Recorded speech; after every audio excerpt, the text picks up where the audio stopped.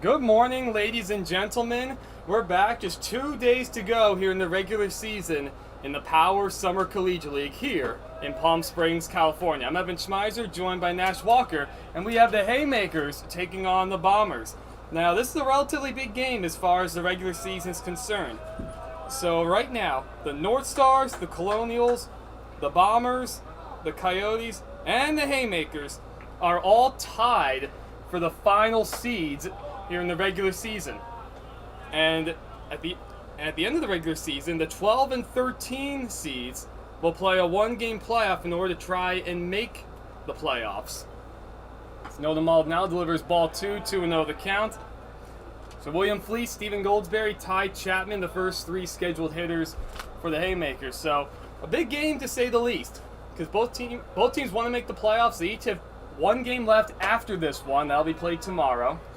We've seen quite a bit of these two teams, Evan, and for the Haymakers, a middling offense. The run differential is right there, almost dead on. And the Bombers have just had trouble hitting this year, but I'm sure they feel good with Maldonado on the hill. We saw him in the uncommitted game the other night. Ooh, a late strike call. Fleece tossed his bat aside already on his way to first, so 3-1 the count. I've seen that a few times. Batters just thinking they got walked, and not the case. So Maldonado delivered the 3-1 pitch to Fleece, and he's attempted a bunt. It's up the third base line. Maldonado gets it, and no chance to try to get Fleece. A leadoff bunt single. Really nice. The Haymakers are in business. How about that bunt? I couldn't have rolled Beautiful that any bunt. better. Beautiful. Well, with the leadoff man on, that'll bring up Stephen Goldsberry. Goldsberry hitting .483 this season, 4 doubles, 7 RBIs. OPS right at 1,200. Yep. Highest OPS on the team, leading the team in average in just about every offensive category.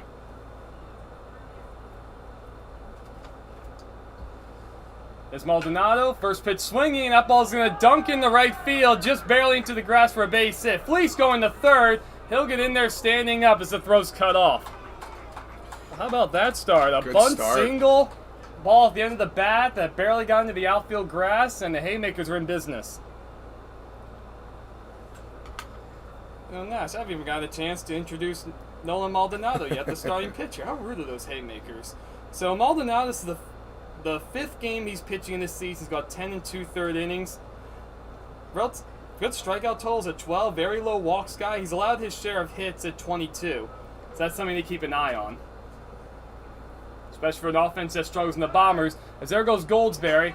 That pitch goes to the backstop. Fleece will cross the plate and score. And just like that, the Haymakers are up 1-0. Bunt single, bloop hit, first to third, and a wild pitch, Stolen base will be given to Goldsberry. He was running on the pitch. Just like that, it's 1-0. Good start for the Haymakers. And we've said it all year for this Bombers club. One run has felt like a lot for their offense. They're hitting better recently. So Ty Chapman, the batter. With a man over at second base, nobody out, a 1-0 count. Maldonado delivers a little high, 2-0.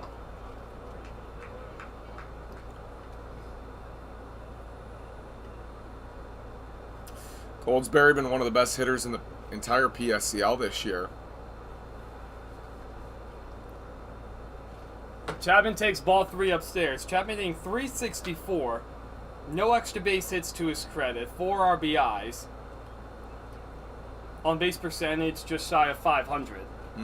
Yeah, this Haymakers club, they get on base. Here's a 3-0 from Maldonado as he spins around. Can't ask for a much faster start if you're the Haymakers.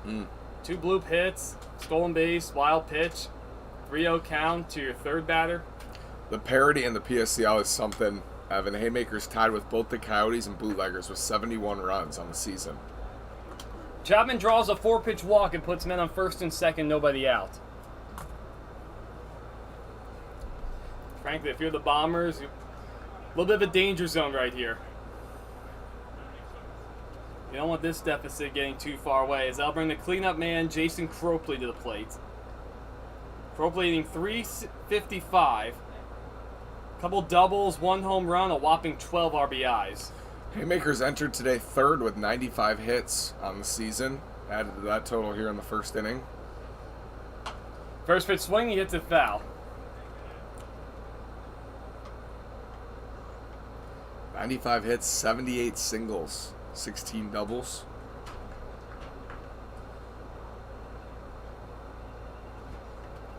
So 0-1 the count.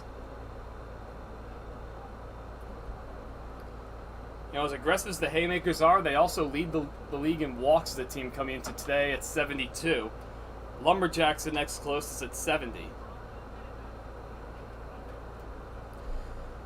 Yeah, Lumberjacks, 70 walks, 43 strikeouts. So impressive. The Bombers sit second to last in walks drawn at 49. They're towards the bottom 2 or 3 in most team offensive categories. So 2-1 the count to Cropley. You almost have to wonder if you're the Bombers, do you think about getting somebody up if you allow a couple more hits? Yeah, just from a pitch count standpoint for Maldonado. Don't want him up into the 30s and 40s in the first inning. Good pitch right there. Fastball running away. 2-2. Waiting on deck is Connor Smith. So here's what the Bombers look like in the field. Christian Mockery, Matt Panzica, Avery Hubbard, the outfielders. Trevor Gruska, Gavin Fraser, Cooper Winslow on the infield, Zach Robin behind the plate, and Nolan Maldonado on the mound.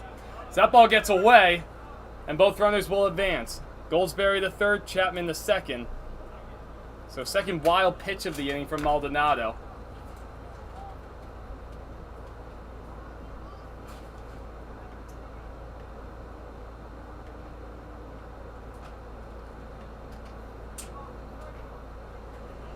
And Keaton Walker is over at third base. Forgot to mention his name just for a moment. Here's the 3-2. That's chopped foul at home plate. Bombers will play the infield back, conceding a second run on a ground ball. Corners will play even with the bag. Gruska playing a step or two in front of the bag.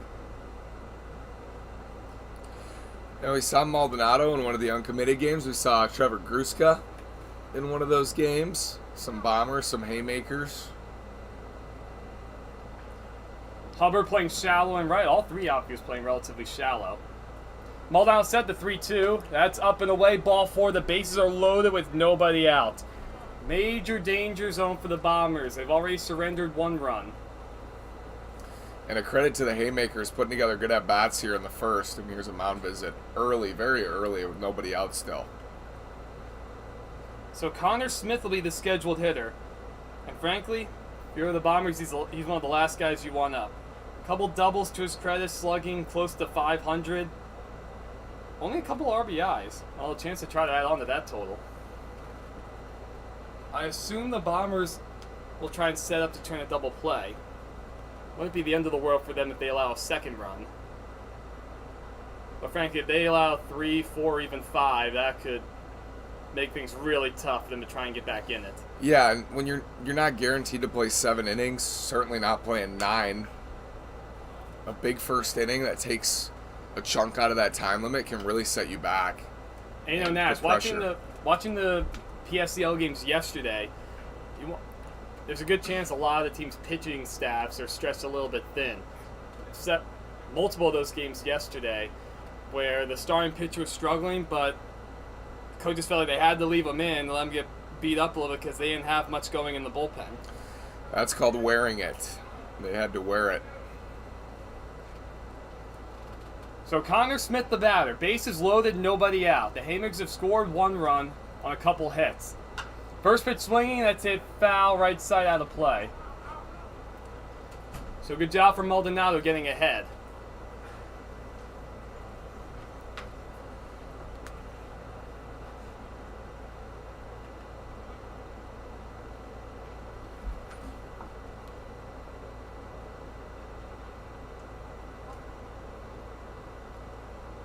Long looking from Maldonado. He's set with the 0-1 though.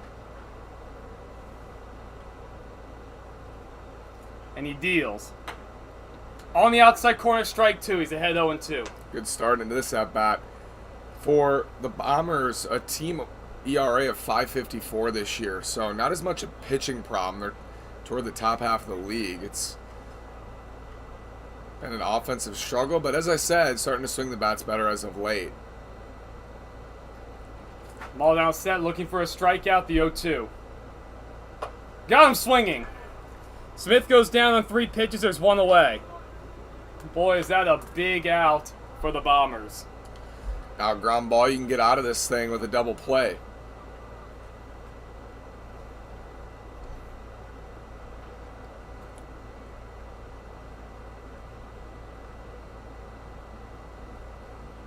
So I'll bring up Cole Paxton.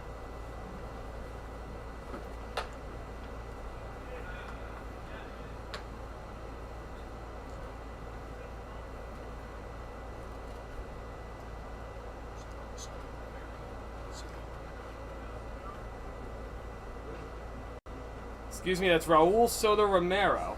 Yeah, Paxton, Soto, Romero in that spot together. Paxton going to start the game on the mound. A ball and a strike to count. Soto Romero hitting .333. 4 doubles, 6 RBIs. Trying to add on to already score a run this first inning. He had the bases loaded, nobody out. Bombers would love if they could get a double play right here. The 1-1. Swing and a miss, 1-2. Good fastball in the outer half. Soto Romero's way late on that one. Maldonado's found the zone here, getting ahead.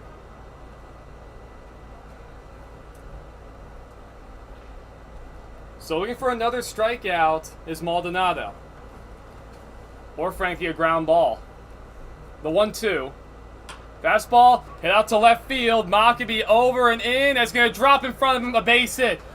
1 run scores. Here comes Chapman.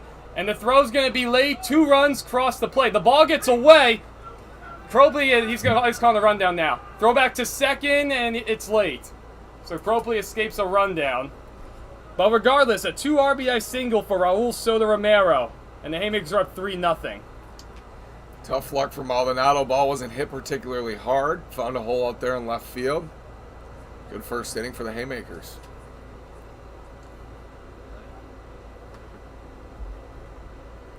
That'll bring up Landon Outten, hitting .235.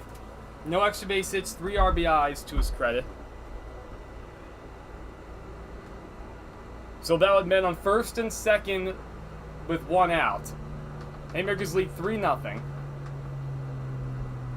First pitch breaking ball in the dirt. Almost looked like Rodman got crossed up, but I guess not the case. He's not going out to talk to him.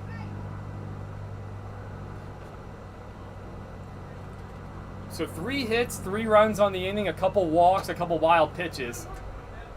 And strike 1. Can't ask for a better start, frankly, if you're the Haymakers. And still not done. First and second with 1 out. Once again, the Haymakers and the Bombers tied with 3 other teams for that 13th seed as the regular season winds down, trying to avoid that play-in game. Both teams have 1 game left after today. So if they can win out, good chance they'll avoid it. But they have to get this one here. 2-1 the count. Maldonado deals. That ball's hit softly. Winton up with it. I don't know what was going on there. You know, it looks like Cropley completely forgot that there was a man behind him at first. He didn't realize he had to go to third, so he's easily forced out. So 6-5 on the putout. One of the easier infield plays you'll probably ever see. Outing reaches on a fielder's choice. Soto Romero up to second. Cropley could have made that a tough play if he busted it. That ball was hit softly. Maybe he's there by the time it gets to third base, at least on par. Swing and miss, strike 1 by Andy Truong. Truong hitting a $105 on the season. Couple hits, couple RBIs. Chance for a 2-out ribby right here. That's just one of those things. knowing the situation. Trying to stay away from the mental errors. Ball's hit foul out of play, 0-2.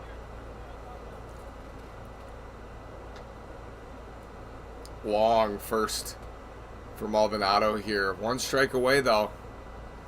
Get to the dugout. Try and chip away the deficit. Once again, all three outfielders playing very shallow. Pansica, the deepest man in center, but still playing very shallow. Maldonado steps off. I've said this a few times. Hubbard's playing so shallow and right, he could almost shake Gavin Frazier's hand. The 0-2, upstairs 1-2. And, you know, watching the Colonials game yesterday, we had Aiden and Eli co-managing the Colonials yesterday. They had all sorts of shifts going on. It was funny seeing every batter. Aiden was out there pointing and directing traffic. So that's taken down low, 2-2. Every batter, he'd go out, he'd get off his seat, and he'd start pointing. Like, hey, you there, you move over, and you move over there. No, not you. You stay where you are. He had the shortstop Tyler Darnell moving all sorts of ways. That'll be the first shift in the PSCL this year. There goes a runner from second, and won't matter. Truong is rung up on strikes, and that finally retires the side. The Haymakers push 3 runs across the plate on 3 hits, aided by a couple walks. We'll go to the bottom of the first inning. Haymakers jump to an early lead.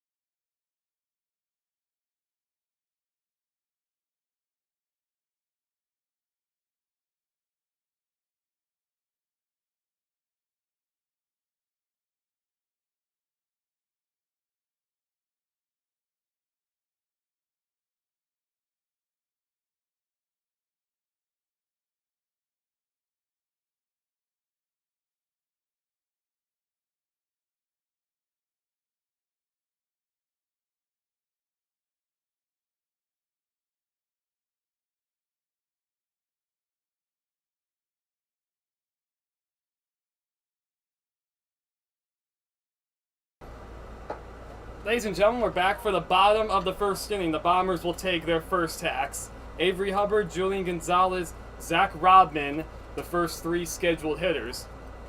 They'll be facing off against Cole Paxton, already trying to work on overcoming a 3-run deficit. Paxton on the season, 8 innings, 9 earned runs, couple of hit batters, 10 walks, and 11 strikeouts. ERA is just over 10. We'll keep an eye on the walks totals behind 2-0 to Hubbard. We already mentioned Bombers second to last drawing walks as a team. Hubbard's ahead in the count 3-0.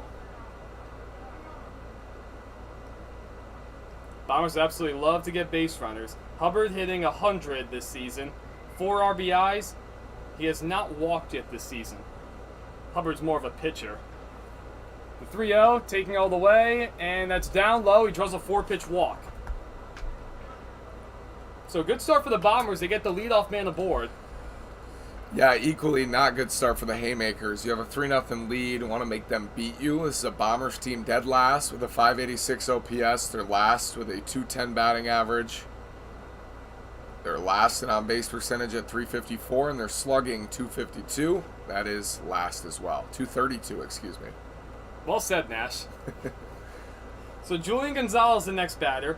He's hitting 154. No extra base hits, a couple RBIs. And he takes upstairs, I guess? 5 straight balls.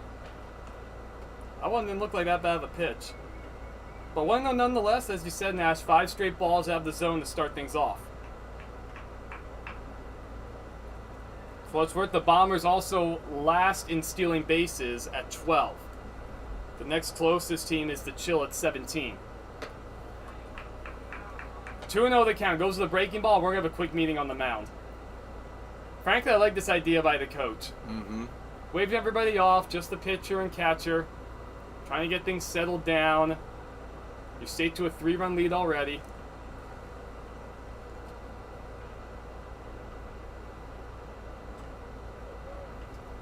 Frankly, I'd be surprised if we see Hubbard take off. I already mentioned, more of a pitcher. He has not attempted a stolen base, and the Bombers don't run all that much anyway.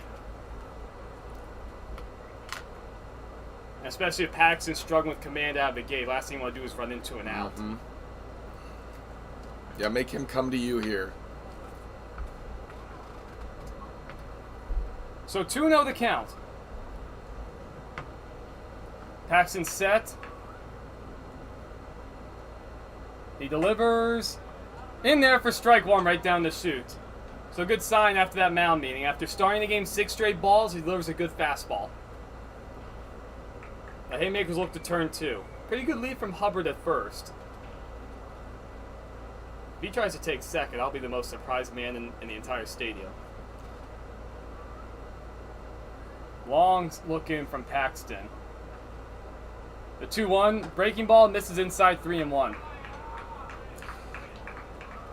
Probably would have gone back to a fastball there just to try to fill the zone. Good try, I guess, but in danger of walking back-to-back guys here. I'd almost think about taking even on the 3-1 pitch if I'm Gonzalez.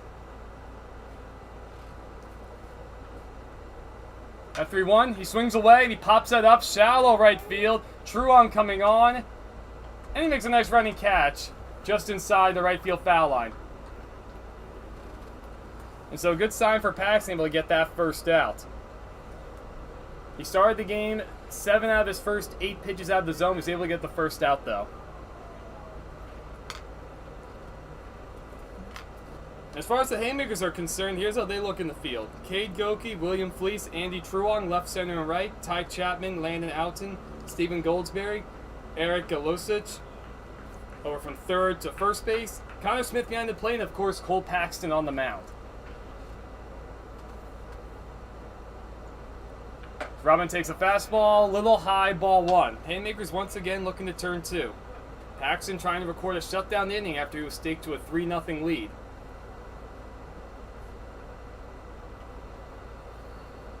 Robin hitting .077 this season, 3 walks.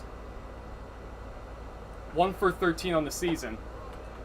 He takes low 2-0. Paxton's tried that breaking ball a few times. He has not thrown it for a strike yet. So far the fastball command has been better. Bit of a bigger lead this time from Hubbard at first. Hubbard does not go. Pitch is hit hard, foul. Pretty good swing there from Robin. Up, sitting on fastball, got one and turned on it. Just foul.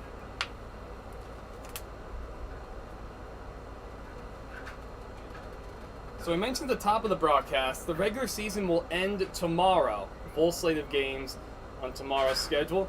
The All-Star game will come Monday, Independence Night. 6 o'clock start time out here on the PS Power YouTube channel. The rest of the PSCL will take on the Power and fireworks immediately afterwards. Breaking ball, strike 2, 2-2 the count. And Nash, I'll say, you probably agree with me on this. Those fireworks at opening night, they were impressive. Outstanding. Should be fun again. That was professional, or big league caliber, if you ask me.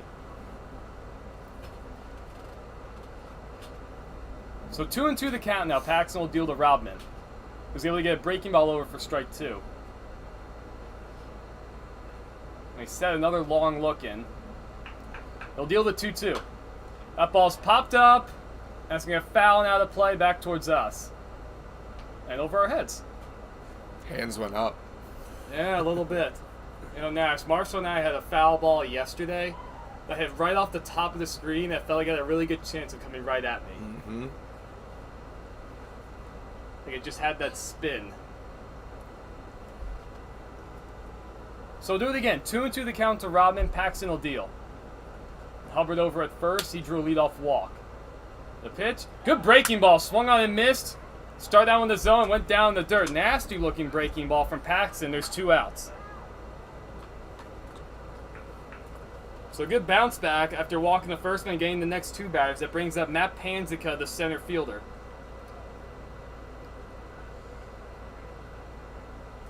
Season ends a week from today. The entire PSCL season. Wow. Departure day.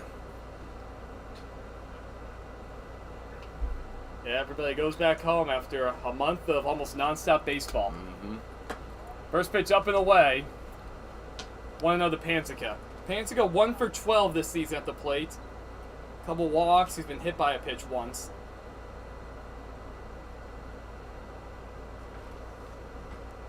So the championship game is Friday. Yep. Yeah, that's Friday. These players are going to be something, Nash. I'm excited to see the upsets. I'm ready to see when the managers have to make big decisions. And then I get to argue with the analytics guys. You know, it was interesting. Eli and Aiden, yesterday, they were about maybe 3, 4, or 5 big decisions they had to make, and they all went in their favor. So Joel French was pitching. He struggled in the first inning. He was ultimately able to get out of it. Then he settled in for a couple more innings. They left him. They left him in through the 4th as the 10th man was coming up, who was actually the best hitter in the North Star lineup.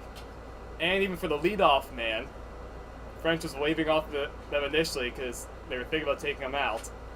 It made him look good. He got through the inning. Then you had a first and second situation the next innings. They were trailing by 1 run. I was like, I'd bunt here. Aiden doesn't like bunting, though. And it worked out. They got a wild pitch. So bunt without giving up an out. Then they won the game. So our analytics guys are 1-0 managing. That for almost got away. Computer wins. The computer won. Nash. Oh, Nash. Sometimes the computer does win. But we'll see plenty of big decisions in these playoffs. And frankly, it's good for the coaches. They get to test out their chops managing big games with something on the line. Yeah, and they've watched these guys all year, so. Running is Hubbard, and he's safe at second. His first stolen base of the season. Pretty good pitch for Smith to throw on. Allen was a little bit late covering, and sliding it safely is Hubbard. So he took a chance here trying to run.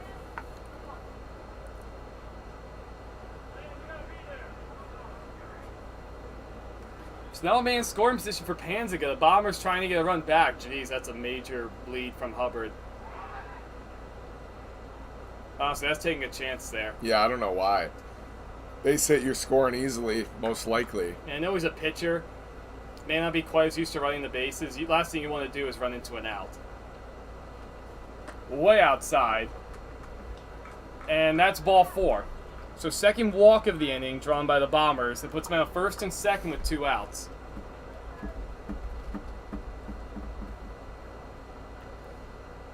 Feels like the Bombers have to take advantage here, Evan. Gave up 3 in the top half. Now you got a runner in scoring position, another runner at first. You need a 2-out hit from Gruska, who has been very good this year. Yeah, we mentioned already, walks have been a bit of a factor for Paxton throughout the season. He's walked 2 here in this inning, staked to a 3-run lead. That brings up Trevor Gruska hitting .320. This is the man you want up, frankly. No extra base hits, 4 RBIs. So he's behind the count 0-1. Oh, you have a little bit of an overshift going on here. The second baseman, Goldsberry, is way over to the pull side, like 5, 6, or 7 steps into the outfield grass, and out in the shortstop is playing close to the second base bag. That's outside throw behind Hubbard!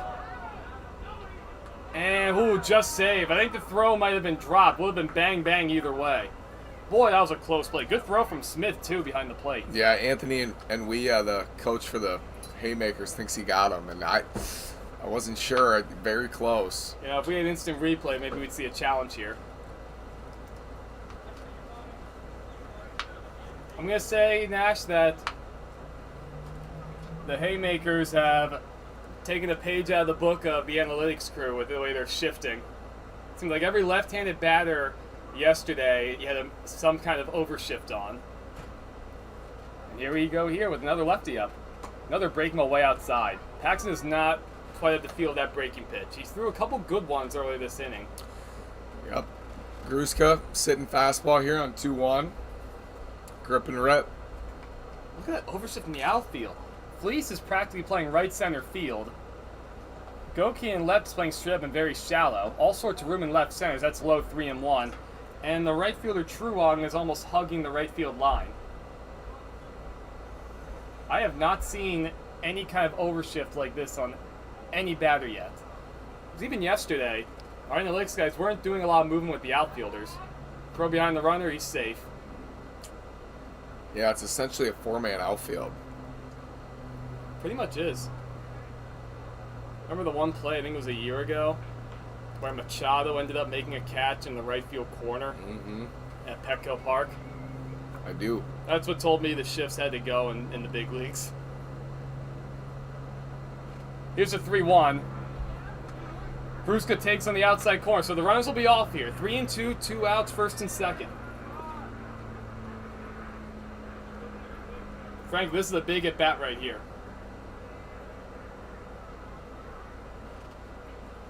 Haymakers lead 3-0. Paxton trying to work out of a jam. He's walked 2. Here's a 3-2. The runners go. That ball's in the air. Shallow left field. Charging is Goki. Ooh. Oh, and they can't make the catch. It's off the glove of Eldon. 2 runs are going to score. Wow, how about that? I thought Goki was going to have that one no problem. The ball just wasn't hit anywhere near as well as I thought. It drops in. Not sure what the scoring will be, but 2 runs score. Yeah, maybe miscommunication in left field. That is all day long Goki's ball in left field, and almost a nasty collision out there. So it looks like it did go down as a base hit. So 2 RBIs on the play for Gruska. Great base running, frankly, from Panziga, scoring all the way from first. Big advantage with the runners being able to go. And a big 2 runs for the Bombers here. Was that called a double, Nash? I'm going to say, yeah, I guess it would be. All right, so double. Johnny Young gets that one in the air to the left. This one much easier play for Goki. Settles under and makes the catch. Well, that retires the side, but the Bombers able to answer back with 2 runs of their own. Only one hit. It was a blue pit off the glove of Landon Allen, but either way, we go to the top of the second. Haymakers now only lead by 1.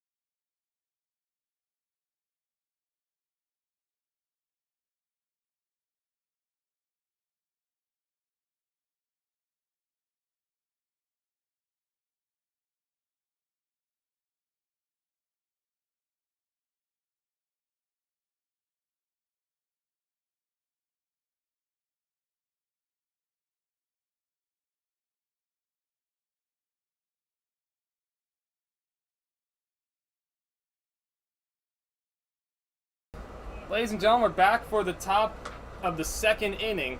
Bombers able to answer back with 2 runs. Only one hit recorded, and that was a blue pick. But either way, it's now 3-2 in favor of the Haymakers as we're set for the top of the second. Nolan Maldonado's got to be feeling good about himself on the mound. His team able to answer back with 2 runs.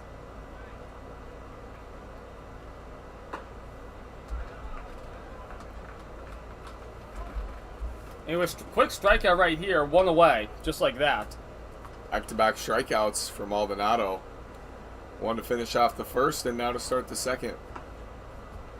That'll bring up Eric Golosic, hitting in the 10th spot. So about with 1 out. Golosic, he's 0 for 18 so far this season. He's drawn 6 walks, a couple RBIs to his credit.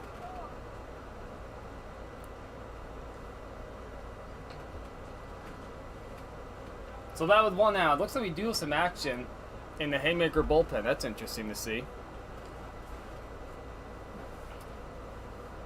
Looks like that's Benjamin Bausis out there. Quick 0-2 count to Golosic. I am surprised to see action in the bullpen. So I would think you'd want to get some innings out of Paxton. The 0-2, breaking ball.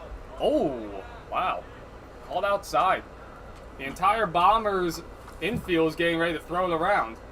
Sometimes the game dictated more by the time than the inning, so figure like you're probably on pace to play 4 innings. 0-2, foul tip, hung on by Robin. And it took an extra pitch, but they do get the strikeout. Yeah, 3 straight strikeouts for Maldonado.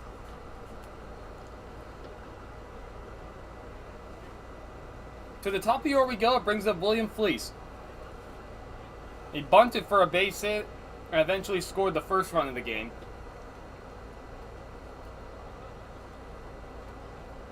So about with 2 outs and nobody on. Walker playing way in over at third, trying to take away the bunt. First pitch, whoa. I think that was a cross-up. You got the strike call right off the cuff of Robin. Well, Robin's not going to talk to Maldonado, so I guess he didn't cross him up. Honestly, it's twice so far where we've seen pitches that look like a potential cross-up. That pitch almost went over to the Bombers' dugout that bounced so far. Swing and a miss, 0-2. Good-looking two-seamer right there, running away from the righty.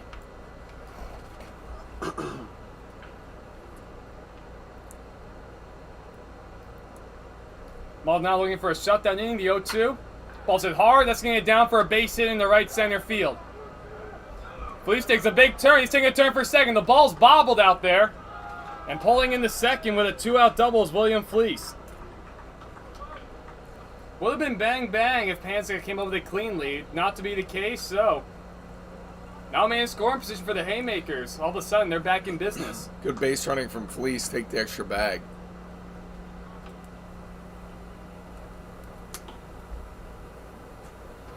Oh, sounds like the misters are coming on. That's a beautiful sound and sight, Nash. That brings up Goldsberry. Bloop single. He eventually came around to score in the first. He also stole a base.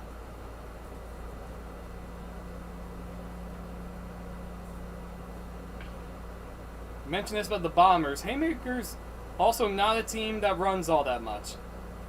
They're tied for 11th in the league at stealing bases, with the Bootleggers at just 19.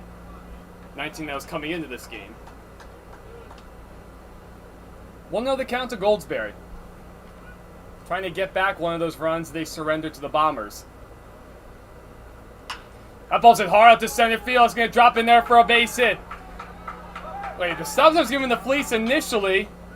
And going to second, out by a mile, Stephen Goldsberry. There's another bobble out there in center from Pansica. He recovered, though, made a nice throw to second to retire Goldsberry.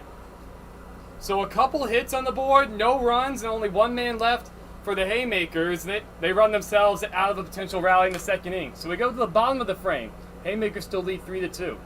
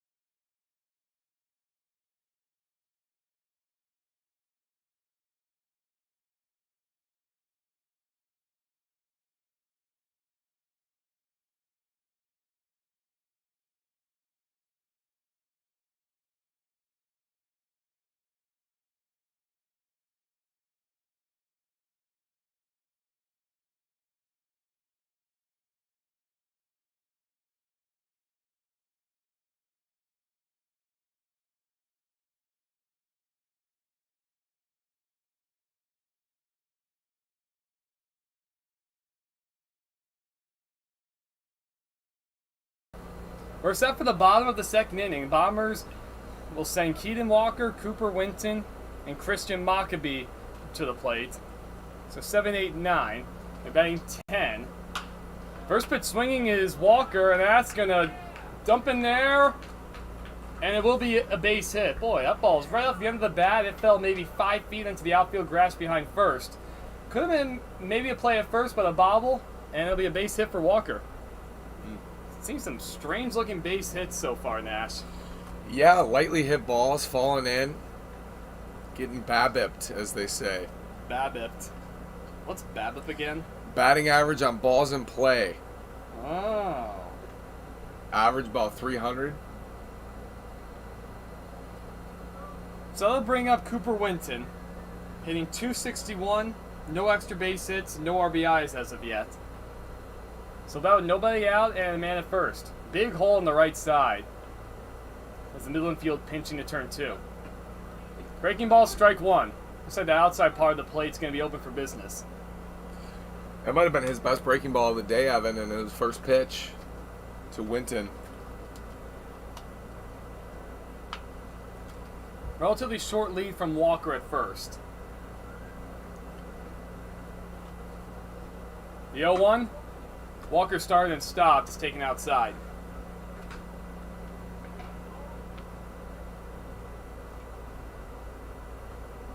Walker has not attempted a stolen base this season. Granted, neither did Avery Hubbard. We saw him take off last inning. The 1-1. That ball's hit foul back behind us. 1-2.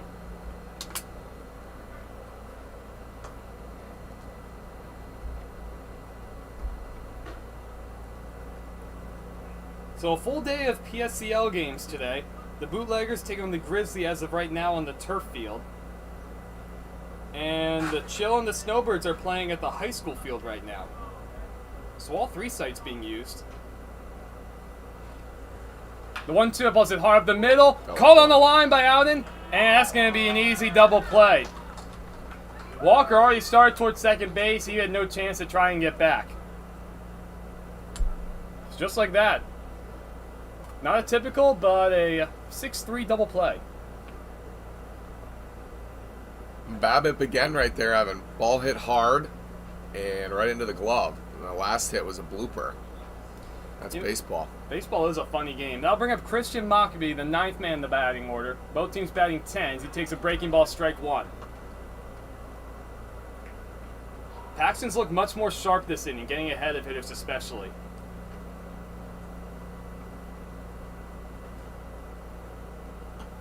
Breaking ball, 0-2. Nasty. And he's working much quicker this inning, too.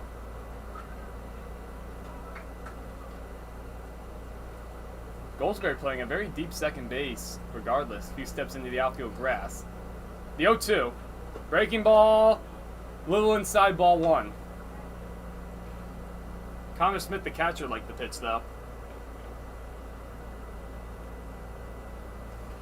You know, Nash, pretty good crowd. See some big tents, some big families here in the stadium. It's free admission for the PSCL games. The 1-2. Fastball upstairs. It's one of the bigger morning PSCL crowds I've seen so far. Frankly, some of the bigger tents I've seen, too.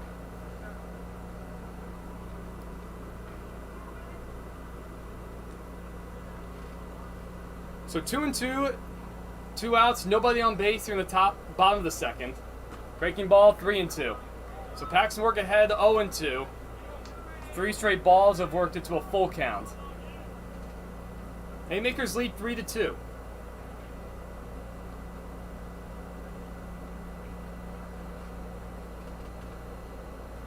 I assume we're going to see fastball here, Nash. Mm-hmm. You don't want to walk the 9th man in the order. The 3-2. Went with a breaking ball and he hit him. So that puts a man over at first. Nash, I'm very surprised by the pitch selection. Yeah, he had a feel for that breaking ball earlier in the count, but lost it there, and now a chance for Frazier with the man aboard. For what it's worth, you're facing a guy who's 1 for 17 this season, the 9th man in the order. I'm very surprised at that selection. But either way, it's a 2-out base runner for the Bombers. So that brings up the 10th man, Gavin Frazier. Frazier takes a fastball down the way, ball 1. 5 straight pitches out of the strike zone. Frazier hitting 187. Couple RBIs to his credit. Frankly, if I'm Maccabee, I'd take off for second. Here's the 1-0. Short lead from Maccabee. That's on the outside corner, strike 1. Good looking fastball there from Paxton. Mm-hmm. Maccabee has not attempted a stolen base. I think now would be a good time to try it. Bombers do not have a first base coach. See a lot of teams put a player over there. The 1-1. That ball spiked in the dirt, goes to the backstop. So Maccabee does get to second via a wild pitch. First wild pitch of the game issued by Paxton. So now an opportunity for Frazier and the Bombers to try and tie this game up. They trail 3-2. We're already about 50 minutes into the ball game. So Nash, you already mentioned it, unlikely we'll play 7 today. I'd say. Long first inning. Here's the 2-1. Nope, we'll have to wait a moment. Paxton spun around. Trying to control the running game. Seen a few aggressive leads out on second base. Outfield playing very shallow. Way upstairs, 3-1. So it could be tough to try and score a run in the base hit.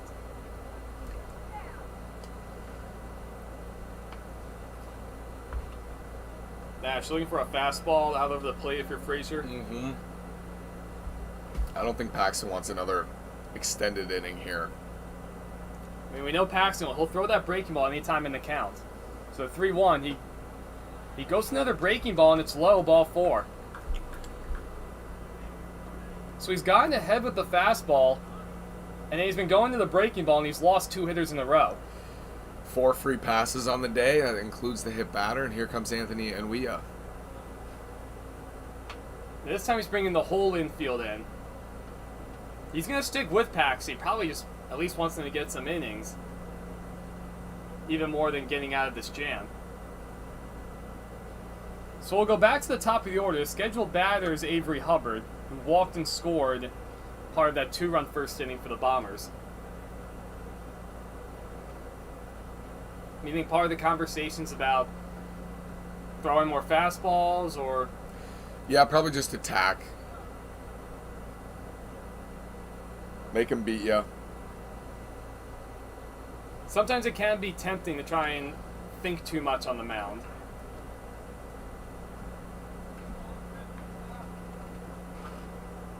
But a slightly tougher assignment now at the top of the order coming up. First and second, 2 outs.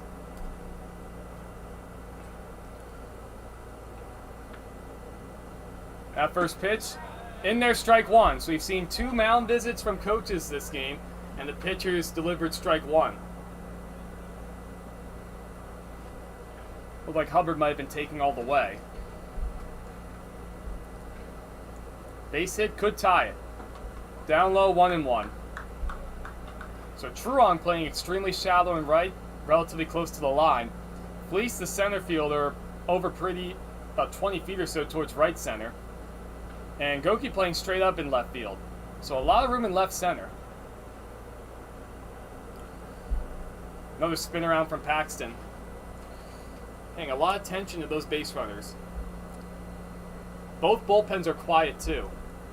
We saw some action in the Haymaker bullpen an inning ago. 1-1 up and away, 2-1.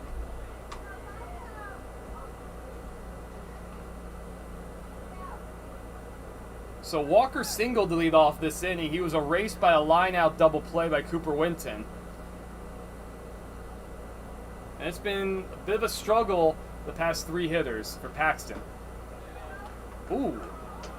That breaking ball called upstairs. Just high.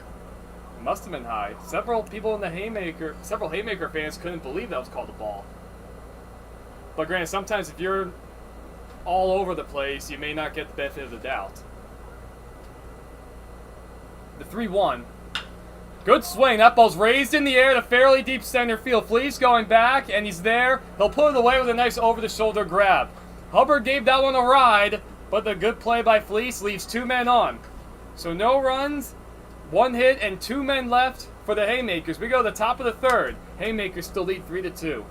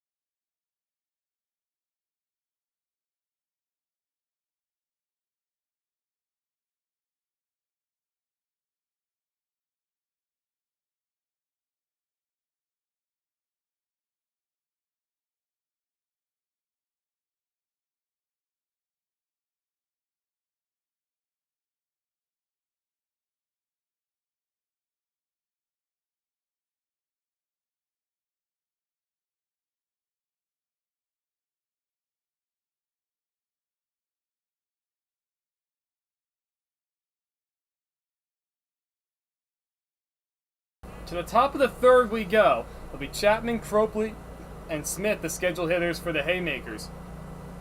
Both teams go scoreless in their halves of the 2nd inning. The Haymakers still lead 3-2. They'll look to try and add on to that lead. Chapman walked and scored part of that 3-run 1st inning for the Haymakers. First 3 men all reached base for the Haymakers. Bunt single, bloop hit, a walk. And all 3 of them came around to score. A ball and a strike the count. Maldonado back out for his 3rd inning of work. Already some high-stress pitches for both starters. Nobody up in either bullpen. Sets in the dirt 2-1.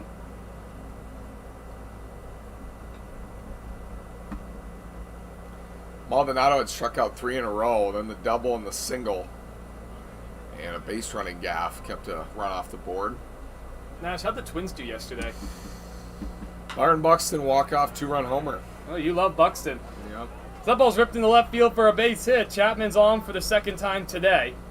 6th hit on the board for the Haymakers as a team. Well, Mockabee was playing him shallow, but he still had to play it on 1 hop. So that brings up Jason Cropley. He walked his first time up, eventually forced out on 3rd.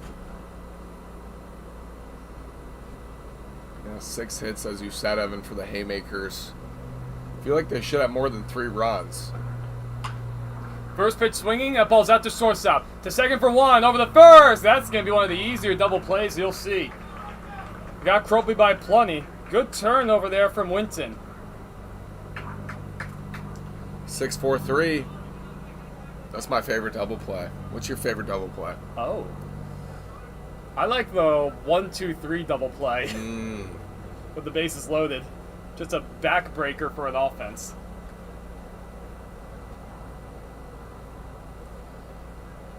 Honestly, when my relatively short pitching career as a young lad, I was not a big fan of having the ball get hit back to me. And well, it was better when it was a tougher play and I had to kind of rush it, but if I had to take my time, oh god, it was not fun. Throw the ball away. Yep. Because I felt like I had to throw it slowly. Yep. I never made an error as a pitcher throwing the ball away, but I came close a few times. And God forbid, a few times I turned a 1-2-3 double play. It's like, oh no, the ball's hit to me. I know that feeling.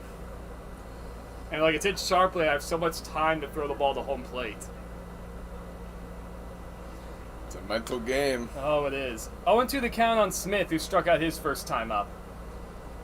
Just like that, 2 outs and nobody on for the Haymakers. Maldonado deals. Breaking ball, a little low. Good pitch. Ooh. Good try. Yeah, Smith moving his feet all over the place. Also a good take. I don't think Smith was ready to swing it either way. The 1-2, another breaking ball. Oh, in the outside corner for a called strike 3. 5th strikeout of the game for Nolan Maldonado. And he ultimately sets down the Haymakers in order. So 2 really good innings from Maldonado, and the Bombers look to get back to work, trying to overcome this 1-run deficit.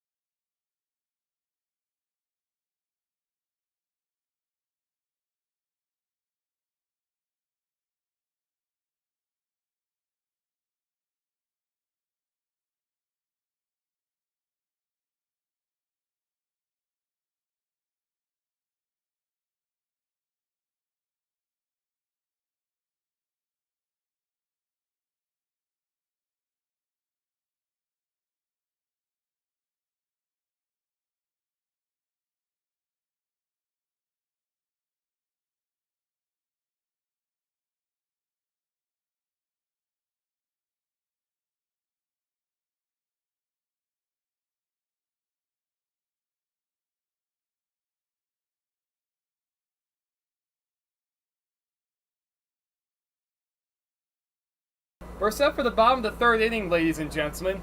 Julian Gonzalez, Rodman, and Panzica, the scheduled hitters. Gonzalez flew out to right field his first time up. After 2 innings of work from Paxton, we do have a new pitcher. Marcus Angel on the mound for the Haymakers. He's gone 12 and 2/3 innings, 5.68 ERA. Low walks guy, only 3 walks issued. Ooh, he's hit 7 batters. That's interesting. Low walks and a relatively high amount of hit batters. Well, he throws inside. I give him credit for that.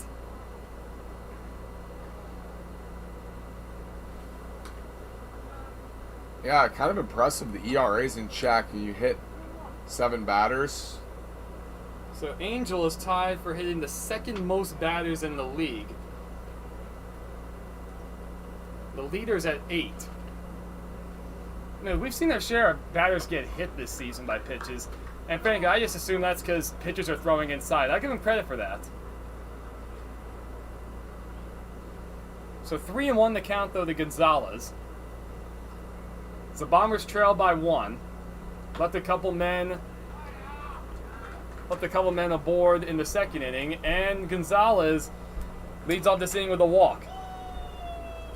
You know, there's a couple of guys in the playoffs, Evan, who may be difference makers and guys we look at next week as we do start the playoffs. I think Graham Gonzalez is one of those guys for the Bombers. If they want to make a run, a Cinderella run, the middle of this order going to have to produce, and it starts with Gonzalez. So Zach Rodman, the batter, he takes upstairs 1-0. He struck out his first time up. Short lead at first for Julian Gonzalez. Excuse me, that is Julian. And oh yeah, there are 2 Gonzalez's on the Bombers. That can be awfully confusing sometimes.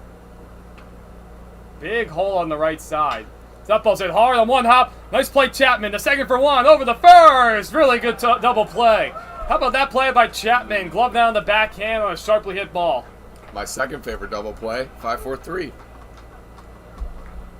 Gosh, we're seeing the whole book of double plays. Mm-hmm. Yeah, that was a really nice pick. Hard hit ball. Ball scalded. Oh, just like that, there's 2 outs for Matt Panzica. Can't ask for anything more than that if you're Angel on the mound. Panzica walked and scored his first time up. He swings the first pitch. That's in the air, left side, foul territory. Over is Chapman, and it's out of play. A lot of room down the line on both sides. There's not quite enough room there for Chapman.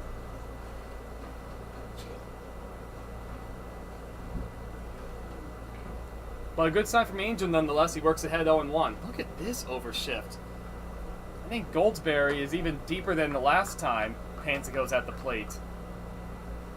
Even before that double play was turned, the hole on the right side was wide open, and Stephen Goldsberry was almost playing at the second base bag. 2-1 the count. You know, Nash, so far in these past 2 days with tons of overshifts on, I have not seen a play where either someone has beaten the shift or hit a ball to a player who's significantly shifted. We had one ground ball yesterday hit to second base while everyone was shifted, but it was hit to the regular second base spot anyway. Still fun to see Aiden just out there pointing and bossing everyone around, telling him where to move. I asked last night who's in the lead for Manager of the Year, and who do you think's name I heard last night? Aiden Resnick and Eli Scher. Dombre. Oh, okay. In the lead for Manager of the Year. Well, he has his guys running like crazy. The A's actually don't lead the league in stolen base anymore. They were running away with it. Oh, wow. For the longest time. Let's see, who overtook them? Well, I'll tell you all about that next inning, as down on strikes goes Panzica. So ultimately, a 1-2-3 inning for Angel. No hits, nobody left, and a double play in this inning. We go to the top of the 4th. We're sailing along now, turning into a bit of a pitcher's duel.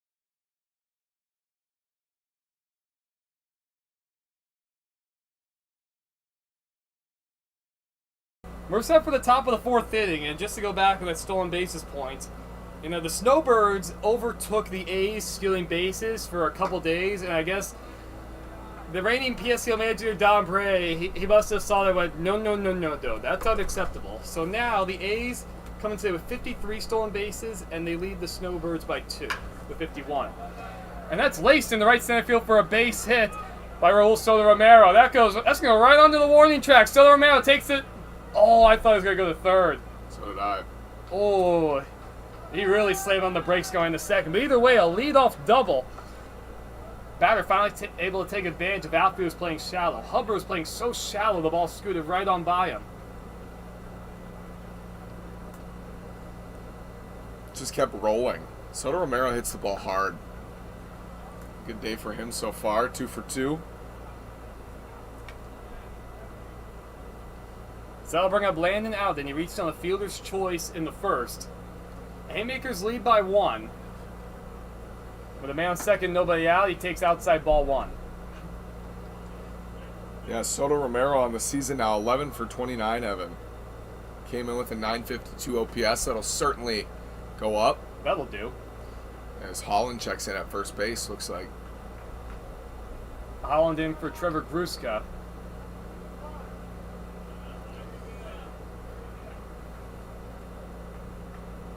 One other count as time is called at home plate.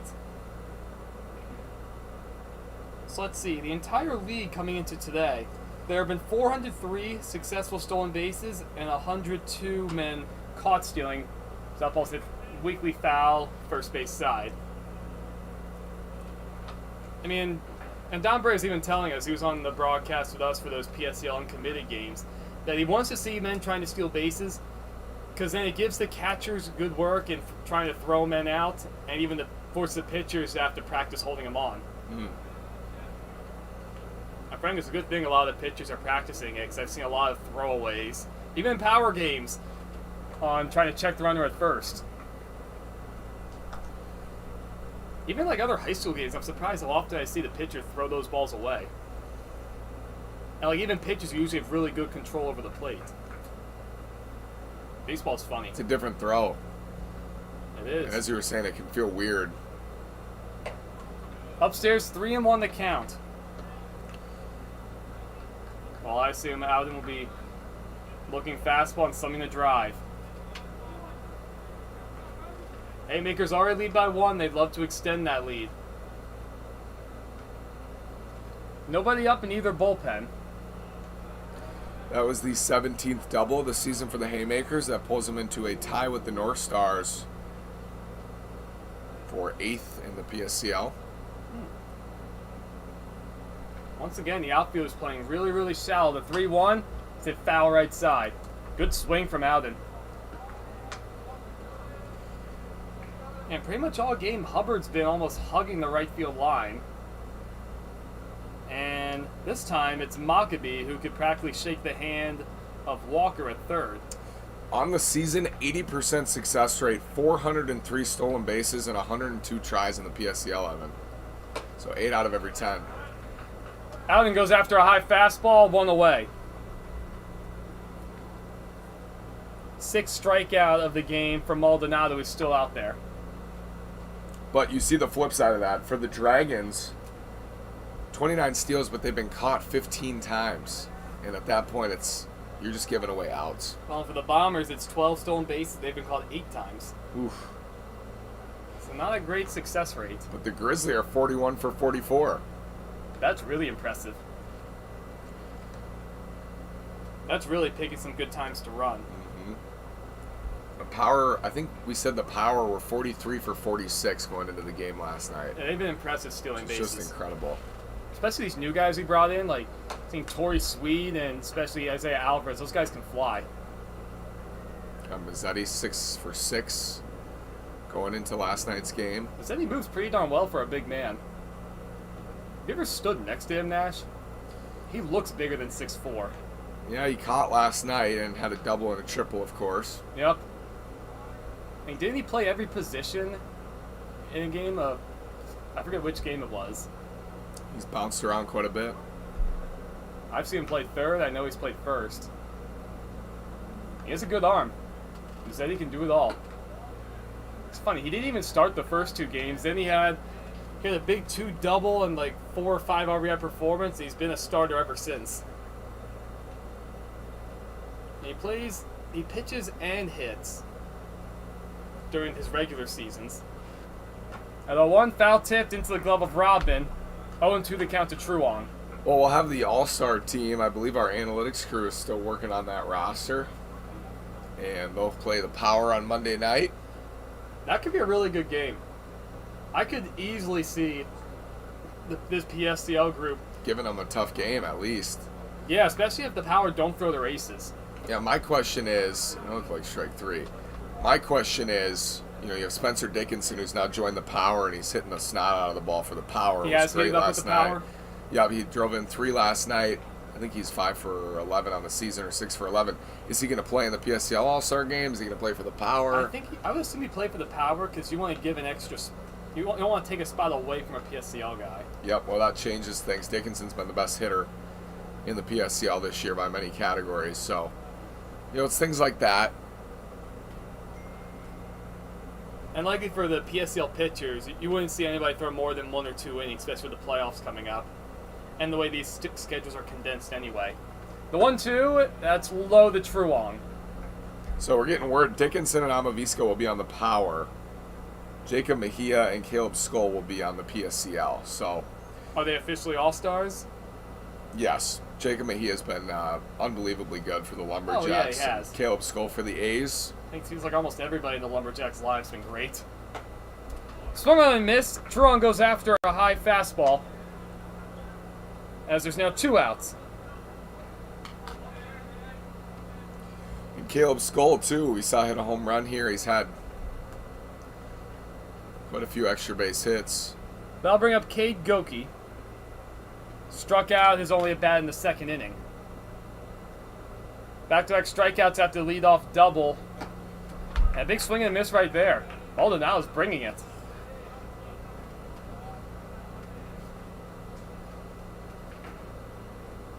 He's been really good all game. Outside of a couple walks in the 1st inning, some bloop hits, he hasn't allowed all that much. He's battled, scattered 7 hits. He's ahead 0-2. Trying to work out of a leadoff double, work around that. Keep it a 1-run game for his Bombers. It's both teams trying to avoid the playing game. Come into today tied with 5 teams total for that last seed. And Goki goes down on 3 pitches. So Maldonado strikes out the side, and he's gone through 4 innings. The Bombers will look to try and erase that 1-run deficit when we return.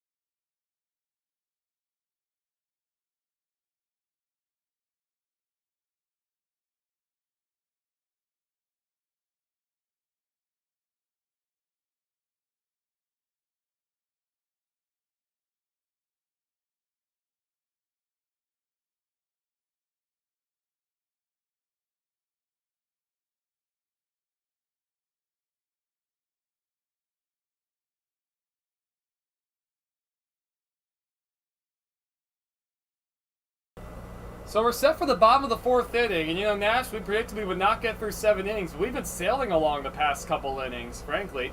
So we're right around the halfway point of the ball game. Marcus Angel's still on the mound. He's back out for his 2nd inning of work. And Gruska, Johnny Young, Keenan Walker scheduled here. As Gruska hits that ball pretty hard into right field. And, that ball's dropped! Out of the glove of Truong. Gruska around 2nd. He's going to pull into 3rd. Oh, he thought about going on. The ball got away for a moment from the infielders. He'll hold up at 3rd. My goodness. Gruska gave that ball a ride. Looked like Truong had a beat on the right field. It popped right out of his glove. And Gruska leads off with a 3-base error.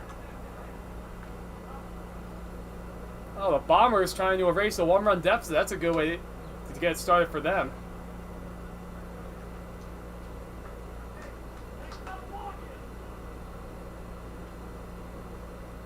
So that'll bring up Johnny Young, and it looks like the Haymakers will play the infield in. They lead by 1, trying to cut off that tying run. So Nash, are you sending the runner on contact here? I know there's nobody out. Tough call. I mean, it's a big run right there. Probably not with nobody out. So Johnny Young flew out to left his first time up. Here's the 0-1. That's chopped up the middle. Followed by Alden. He throws it on the first. Good play. Looks like Brusco is not running on contact. Would have a great chance of scoring if he was, but understandably so with nobody out. That's baseball, though. Sometimes it's a guessing game. I don't know. Probably would have been a bang-bang play. Otten was coming in. Wasn't far from home. Well, now with 1 out, it brings up Keaton Walker. He singled his first time up. The infield will remain in. Goldsberry, the second baseman, playing a couple steps back onto the grass. Nash, if it's me, I'm sending Brusco on contact. Yeah, probably with 1 out. Yep. Could see that. And I talked to our analytics guys yesterday because they had a second and third, nobody out situation at one point. Eventually, they had tons of walks at hitting. They are not fans of sending around contact. Well, that won't matter. That ball's laced into center field for a base hit. Keaton Walker splits it right through the drawn-in infield, and this game is tied.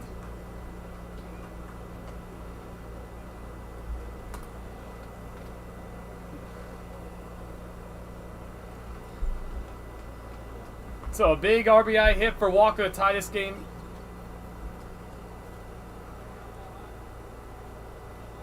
Excuse me, that was actually Paul Gonzalez who tied the game up right there. Usually we get a signal from the home plate umpire when we get a pinch hitter. Yeah, nothing from down there, but guys are in and out in the short game times. Big hit either way. First pitch swing is Winton. He bloops that one foul into the seats.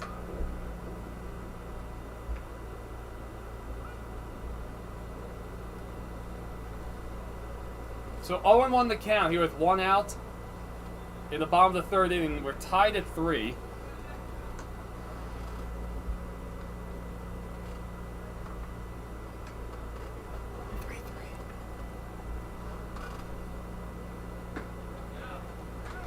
In there, 1 and 2. Only 3 hits on the board total for the Bombers. They will take advantage of that error to lead off the inning.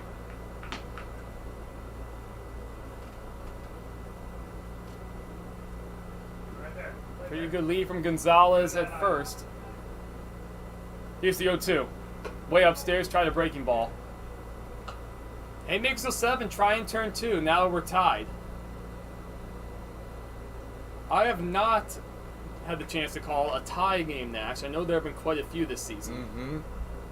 Have you bared witness to a tie? I have on a throw-out at home plate. Oh, that was you and Marshall, if I'm not To mistaken. preserve the tie. And Marshall was telling me about that yesterday. That's it, foul once again, 0-2. Excuse me, 1-2. It's 1-2.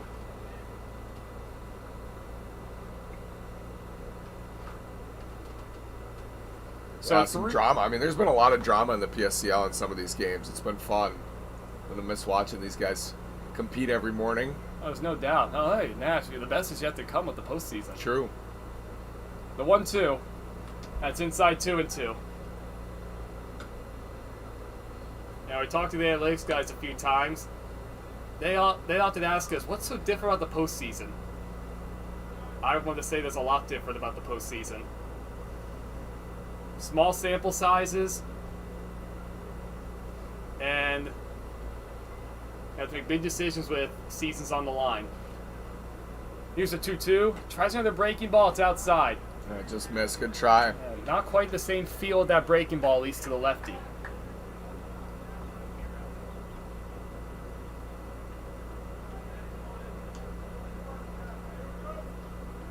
So Paul Gonzalez has not stolen a base this season. Gets a good lead. Wonderful go with 1 out in the full count. He does not go. Pitch is ripped in the right field for a base hit over the head of Gonzalez. Paul Gonzalez stops at second. There's now first and second with 1 out.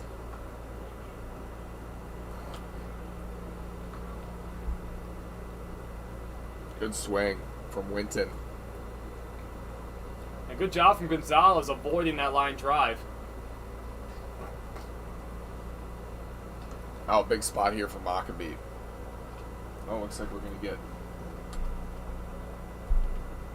someone else stepping in here. So that'll be Aiden King, who's pinch hitting for Christian Maccabee, hitting a .111. 3 RBIs to his credit. So about first and second with 1 out. The Bombers have already tied the game here in this inning. Taking advantage of an error, Paul Gonzalez with a base hit through the drawn-in infield. First pitch, another breaking ball, misses inside, and that looks like that clipped Aiden King. Got him on the jersey. So Angel has missed a few times now that same spot with the breaking ball, and it loads the bases with 1 out. Major danger zone for the Haymakers. We said the same thing with the Bombers in the first inning. This might be your best chance right here for the Bombers. Got to drive in that run, at least get that run in from third, take the lead here. So Gavin Frazier, the batter, the 10th man, he walked his only plate appearance in the second. Now he bats with the bases loaded, 1 out, in a tie ball game here in the bottom of the 4th inning. The Haymakers look to turn 2 up the middle. The corners are all the way in. He takes ball 1 a little upstairs. Angel wanted it.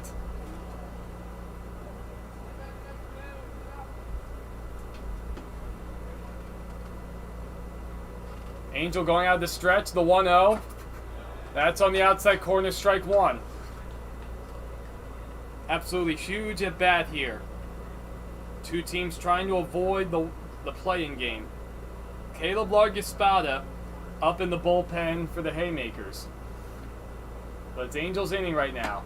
The 1-1, just outside 2-1. He thought about calling it a strike. You did see him flinch? Looked over for a second and then thought, oh, just outside. Big pitch, though. Once again, the outfield is playing very, very shallow. Outfielders for both teams played shallow all day. As that's right there, 2-2. Good fastball. You got Hubbard on deck, who had a hard hit ball to center. Was caught out there, but he's looked pretty dialed in today. Frazier looking for a big hit here for the Bombers. Angel wants a strikeout or a double play. The 2-2. Swung on and missed. Foul tipped into the glove of Smith. Frazier goes down swinging. There's 2 outs. What a big out there if you're Marcus Angel and the Haymakers. Yep, and Holland's going to hit here in Hubbard's spot. This brings up Troy Holland.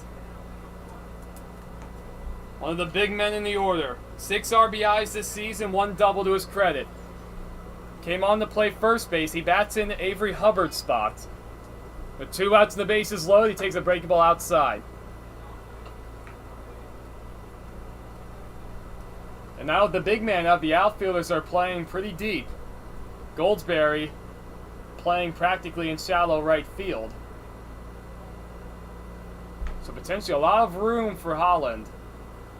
Back-to-back breaking balls. Angel does not have a feel of that pitch. Yeah, and Holland's dangerous. You don't want to just hum a fastball. He'll hit it hard somewhere. So back-to-back breaking balls. But now you're down in the count.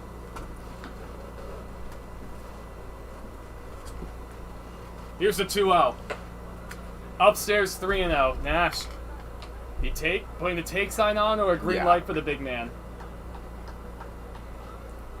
Probably taking all the way. Make him come in, because even if you get 3-1, he's still got to come in with a fastball somewhere. Most likely.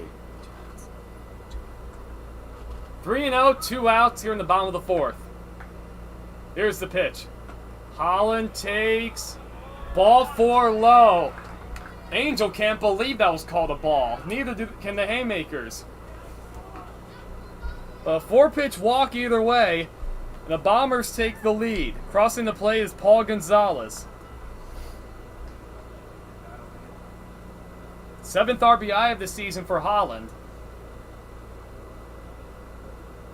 So now with a 1-run lead, they'll bring up Julian Gonzalez of the Bombers. Flew out to right in the 1st, walked in the 3rd.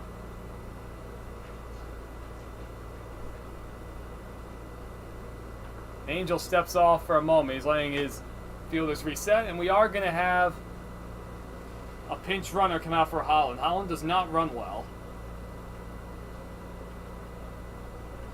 That'll be Gavin Frazier. Nash, I didn't realize that guys who are already in the batting order could come out and pinch run. Beauty of the PSCL, I guess. Frazier just struck out one batter ago. But he's out there pinch running, and I guess he's allowed to do that. There's no argument for anybody. Julian Gonzalez takes strike one. I mean, Nash, I assume if you're the Bombers, you can almost eliminate that curveball. Yeah, it's a little tough if he comes in with the fastball for a strike. He could go back to the breaking ball, try to get a swing and a miss with 2 outs. Now he's way ahead, so you got 2 fastballs. I think the first one was the pitch to hit. We'll see if he goes back with the fastball 0-2.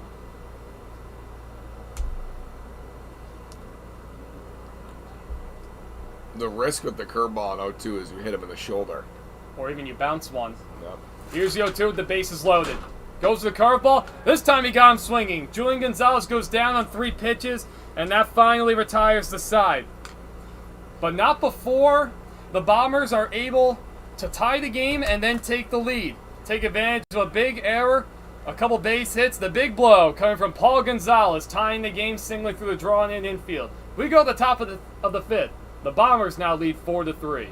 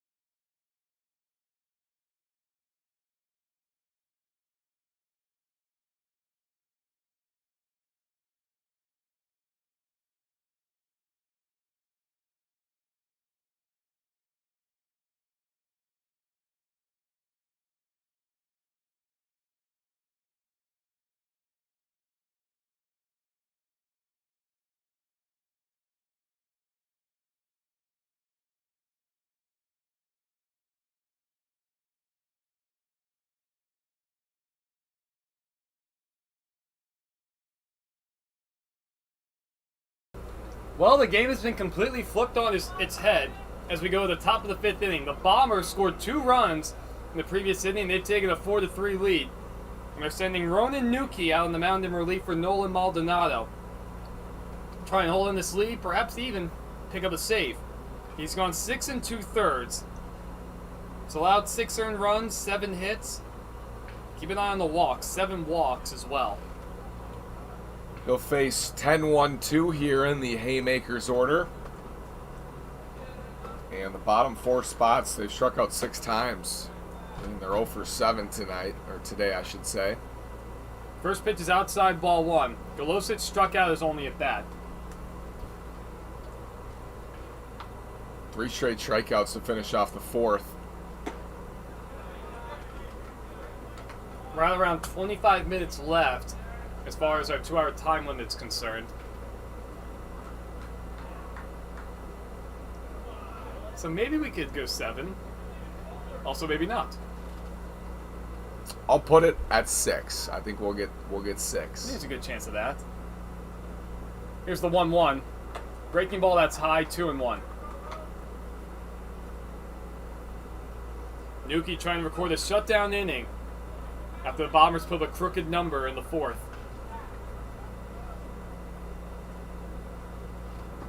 Got 2 ones in the dirt, 3-1. Last thing you want is to walk the leadoff man, especially the 10th batter. Things will get a lot tougher at the top of this order for the Haymakers. Goldsberry, especially in that 2 spot, but Fleece doubled in the 2nd as well. 3-1. And strike 2. Golosic tossed the bat. I don't know what's with this. So many of these hitters just tossing the bat. And it's like almost every game. Yeah, I think they think it gives them a better chance of the pitch. That's not how that works with umpires. That makes them more likely to call a strike. Yeah. That's what umpires have told me. They hate that. The 3-2. Now that's up. Upstairs, ball 4. Golosic throws his bat a little more defiantly this time as he trots to first. So either way, a leadoff base runner for the Haymakers. Nuki walks the leadoff man. Now we're to the top of the order we go. William Fleece the batter. He's 2 for 2. Bunt single to lead off the game, and then a big double in the 2nd. Short lead from Golosic.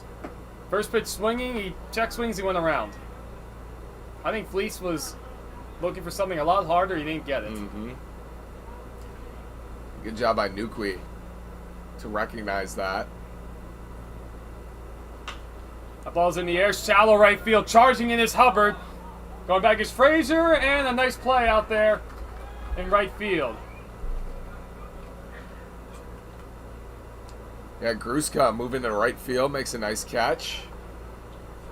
Running grab for the first out. And here's a tough test right here with Goldsberry. Stephen Goldsberry, bloop single in the 1st. Flew out to right in the 2nd. But he's one of their best hitters. Outside ball 1. Bombers will look to turn 2. A nice play just now from Gruska on right. Covered a lot of ground. Still a short lead from Golosic. Little inside. 2-0. Thought about it again. Granted, that time, Nuki missed his spot. Robin was set up outside. He had to pull his glove all the way back inside. Here's the 2-0.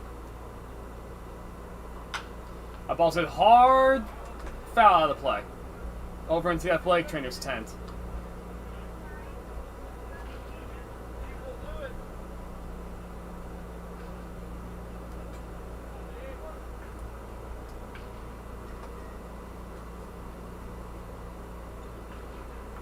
Well, I doubt Golosic is going anywhere. So that's way upstairs, 3-1.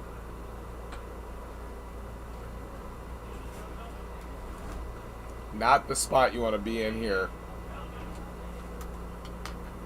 And you got Ty Chapman on deck as well. First 3 spots in this order, 4 hits. Upstairs again, ball 4. So it's second walk of the inning. It puts men on 1st and 2nd now. Now the Haymakers might be getting some ideas about trying to tie or take the lead in this game. It's funny, these teams haven't played a lot of games, Evan, but at certain points in the standings, like these two tied in the standings, you got a 4-3 game. It's as tight as it can be. It looks like Andy Truong is now the runner at second base for Golosic.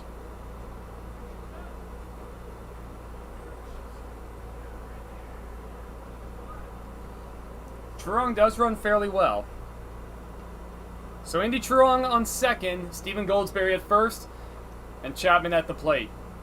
Walked in the 1st, singled in the 3rd.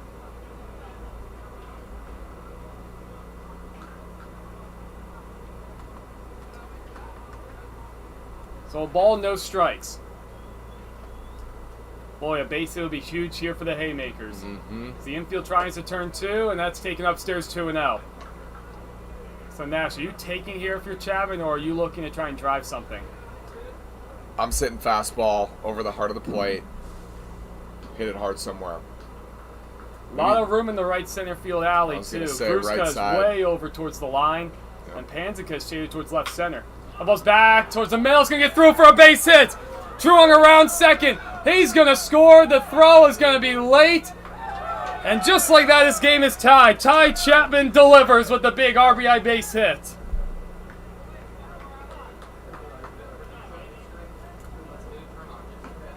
Chapman got a pitch to hit. Just jumped over the glove of Nukwi and rolled into center field.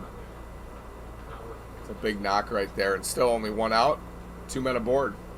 With the middle of the order up, one of the few times Panzica's played fairly deep in center. No chance to try and throw out Truong, who's the pinch runner.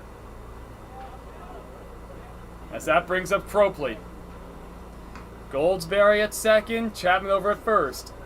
Decent speed on the bases. Cropley walked in the first, hit into a double play in the third. Bombers would love another double play as that breaking ball's high 1-0. Nuki has not had a feel for that breaking ball at all. Same approach here with Cropley. Look for a fastball over the heart of the plate. Hit it hard somewhere. Nate Bandura getting up in a hurry in that Bombers bullpen. That's way inside 2-0. You'd say same approach here, Nash? Yep. Look for one spot and drive it? Same approach. Might be the best pitch you see all at bat. So I'm looking fastball in my spot on 2-0. Here's the pitch to Cropley. Big swing and a miss. Way out in front of that one was Cropley. He might have had 7-4 in his mind there, Nash. Yeah, it looked like a fastball. He was way in front. Sit back and wait on that. Right side of the infield's wide open. This would be a really good time for Nuki to throw a breaking ball, but he just hasn't had command of that pitch this inning. Wow, that pitch in the dirt gets away. Both runners advance. Looked like a fastball. Cropley swung through that one anyway. That is a costly strike for Nukwi as both runners move into scoring position. Yeah, this changes the complexion of this at bat. Now 2-2 instead of 3-1. So the infield comes all the way in with the game tied. Here's the 2-2. Swing and a miss. Once again, Cropley way out in front of that pitch. He goes down swinging. There's 2 outs. The infield can now back up. That was a strange at bat, Nash. Big strikeout too, and now it's up to Smith, who struck out twice today. The game is tied. Connor Smith a chance to try to be the hero today. 2 outs. Tie ball game. Chapman with the big RBI hit. So he takes on the inside corner, strike 1. We're in the top of the 4th right now.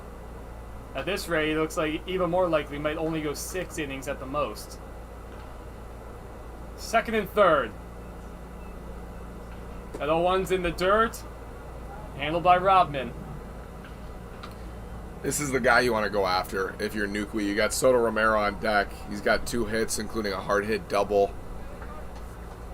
Yes, even with the base open, this is the batter you want.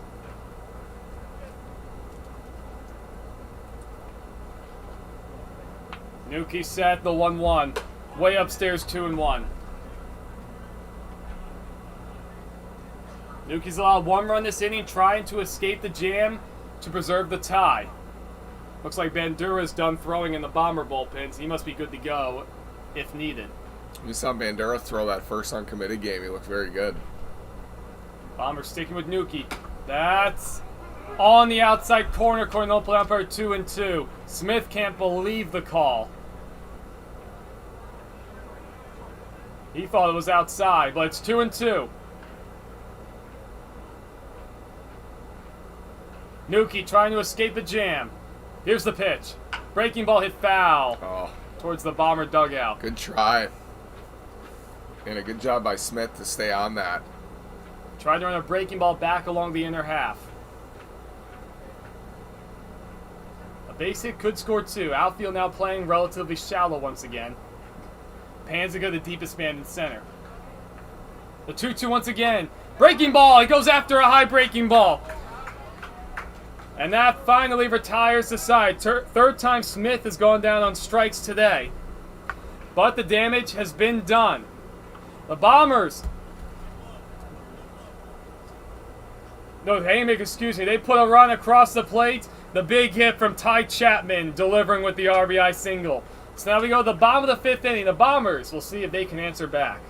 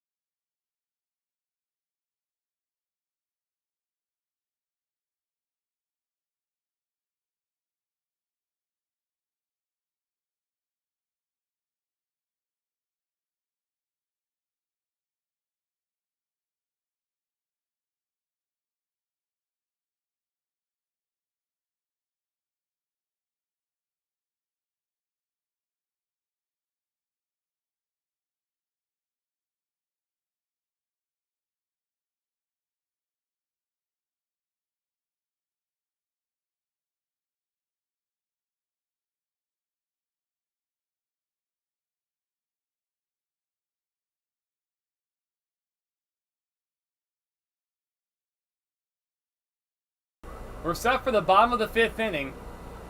Bombers surrendered a run to the Haymakers in the away half of the 5th, trying to answer back as that first pitch popped up foul. New pitcher for the Haymakers, Caleb Largaspada on, try and preserve the tie game. This is the 4th game he's pitched in. He's gone 4 2/3 innings. It's allowed 5 hits, 5 earned runs, 4 walks. Jason Delviar stepping in here for Rodman. Delviar on the season, 4 for 15. 3 walks, 3 strikeouts, 821 OPS.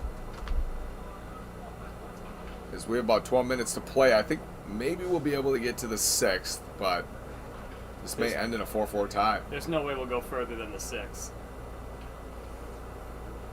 Especially with the game coming up after this.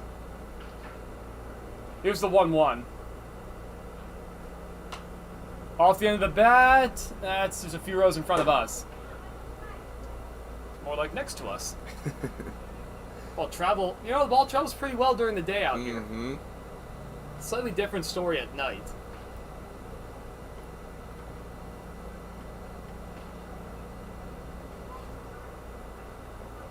Except for the 1-2, Largaspada doing the Delviar.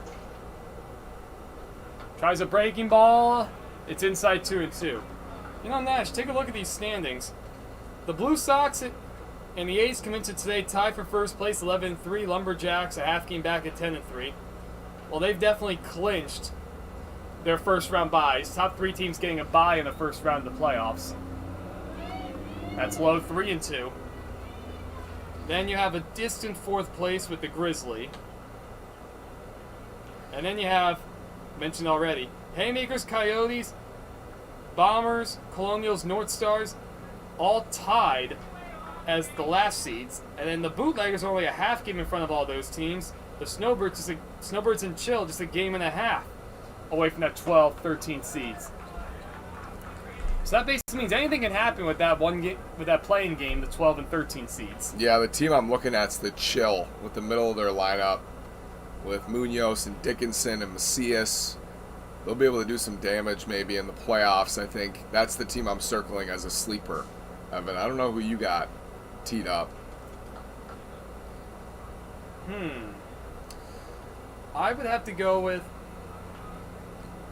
I'd go with the North Stars. I know they've lost 4 in a row, but frankly, that's because they've given the A's 2 really tough games.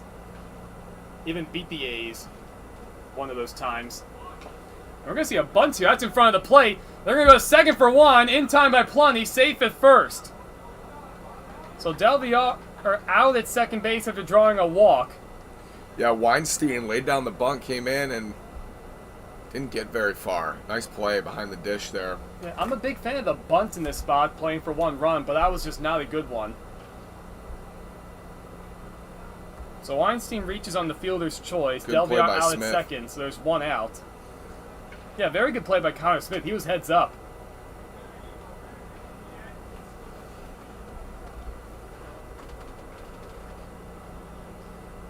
Now Trevor Gruska, the batter, doubled in a couple runs in the first, reached on an error in the fourth and came around to score. Throw behind the runner, safe. Gruska entering today, hitting .320 with a .452 on base percentage, so this is the guy you want up. In a big spot here in the bottom of the 5th. Nash, are you a fan bunting in that spot? I'm probably swinging away there. It is interesting bringing a guy off the bench just to bunt. That ball's blooped in the shallow center field. Back is Alden, and he's able to make the catch, turning all sorts of waves. Nice play out there by the shortstop Alden.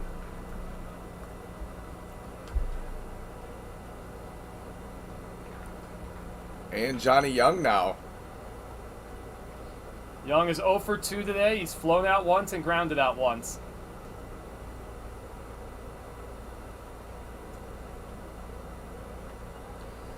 Johnny, College of the Desert. Great year. Came into today hitting .526 with an OPS over 1100. And has pitched extremely well. Throw behind Weinstein. He's drawn plenty of throws. He's safe. Aiden Weinstein's stolen 1 bag this season. Nash, the 2 outs here, I'd like to see him take off, try and get into scoring position. Offense has been tough to come by, especially for the Bombers. Only 3 hits on the day. The 1-0. Swing and a miss, strike 1.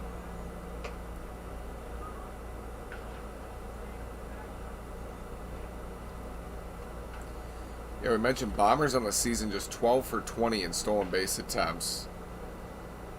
Another good lead from Weinstein. He does not go. The 1-1. Swing and a miss once again, 1-2. We saw a strong throw from Smith down to second on the check, and they nearly got the runner, so he's got a good arm back there. He's played a good catcher all day. 3 strikeouts at the plate, but good defense. Looks like Largo Espada, he's not slow to the plate. Not the quickest guy, but not slow to the plate either. But another good lead. Here's the 1-2. And breaking ball right down the chute for a called strike 3. Young doesn't like it. It looked like a good pitch from up here. And that retires the side. No runs, no hits. And 1 man left. Some nice defense from Connor Smith behind the plate. And we go to the top of the 6th inning in a tie ball game.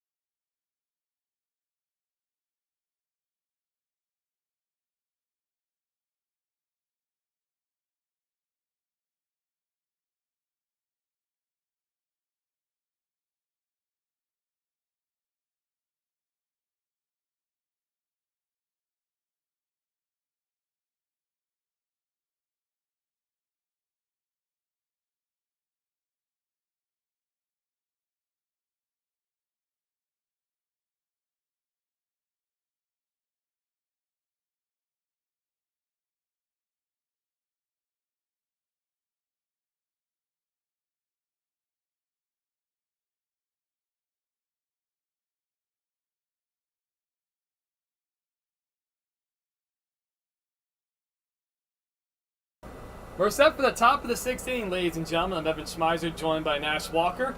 And we've got a tie ball game still. The new pitcher for the Bombers, Nate Bandura, is on in relief. He gets greeted right away with a base hit through the right side. It took a crazy hop past Gavin Frazier. Soto Romero 3 for 3 with a double today. He does Just hit the ball on hard. fire.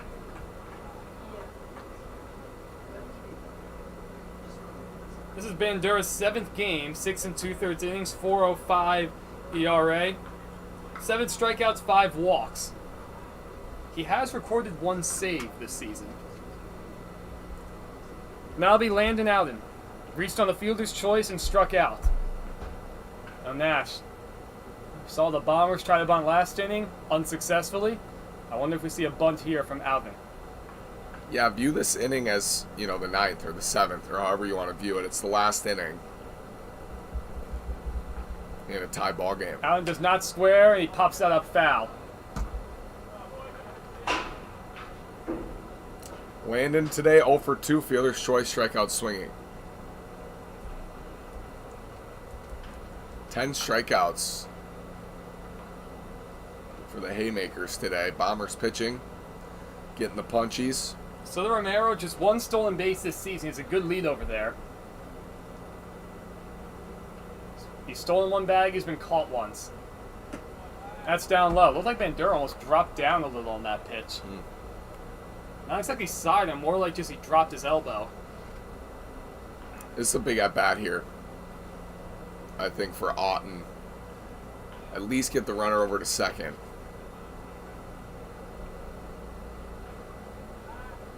Check on the runner. So the Bombers will look to turn 2. An interesting defensive alignment. Right now the deepest outfielder looks to be Trevor Gruska in right field. Everyone else playing medium deep.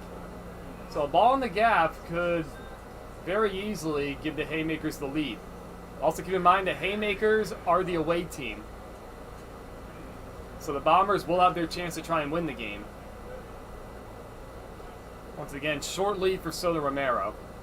The 1-1. On the outside corner, 1-2. All of a sudden, that outside part to the right-handed batters opened up. Haymakers enraged over that call, and a few of their fans. 1-2 the count either way. Now Walker at third can back on up and play normal def, not have to worry about a bunt. Here's the 1-2. That's on the outside corner once again for a called strike 3. Alden not happy with the call, but there's 1 out nonetheless.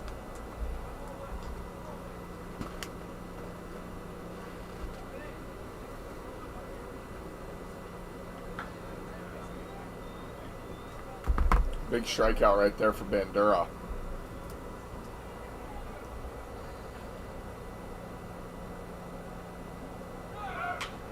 Benjamin Bowses swings to the first pitch. That ball skied in the center field, making the catch is Panzica.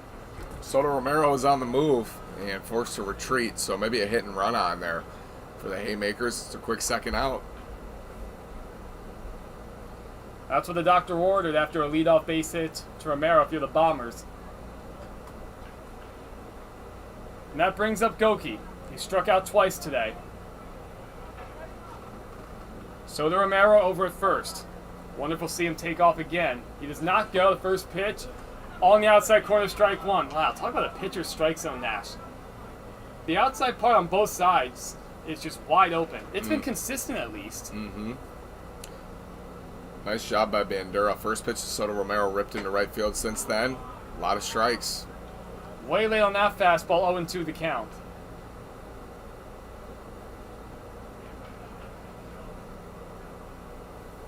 Bandura trying to send the Bombers back to the dugout, try and win it in the bottom of the 6th. The 0-2, there goes Romero. That ball's hit just foul. Goki, knowing the outside part of the place opened up, had to reach out there to hit it foul. Good jump from Romero that time. The second time he's gone here. First one was popped up in the center. See if he takes off again, but now Bandura's going to keep an eye on him, I'm sure. You know, it's good exercise too, Nash. So these guys don't get enough exercise playing almost every day.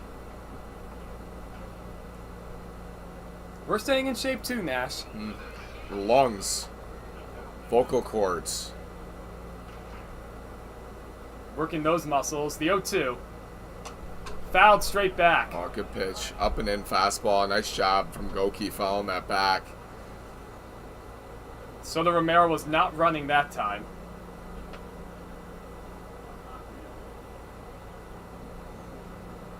So we'll do it again. 0-2 the count, 2 outs, a man at first base. Top of the 6th inning in a tie ball game. Here it comes. That ball's towards the middle. Glove by Wentz. He takes it to the bag himself. That retires the side. So Nate Bandura works around the leadoff base hit, and he leaves one man aboard. We go to the bottom of the 6th inning, and the Bombers will come up and try to win it.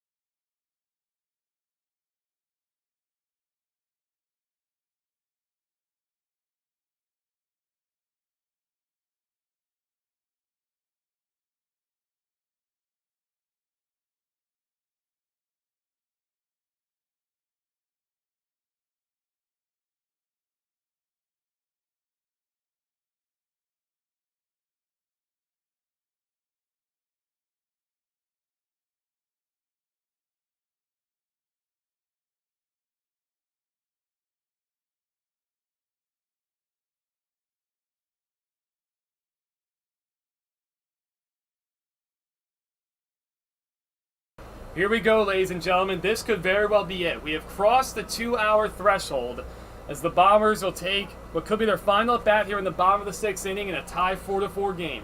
Paul Gonzalez, Cooper Winton, Aiden King, the 3 scheduled hitters. Caleb Largaspada back out there in the 2nd inning of work as he pitched a scoreless 5th. Both teams come into today's game tied as the last seeds as the regular season winds down. A win would be huge here to avoid that play-in game, as Gonzalez takes low 2-0. So far, the outfield playing way over the pole. That left field line is wide open. Here's the 2-0. Fouled out of play, 2-1. Nobody up in either bullpen, so I think there's a good chance that if the Bombers don't score here, it'll end in a tie.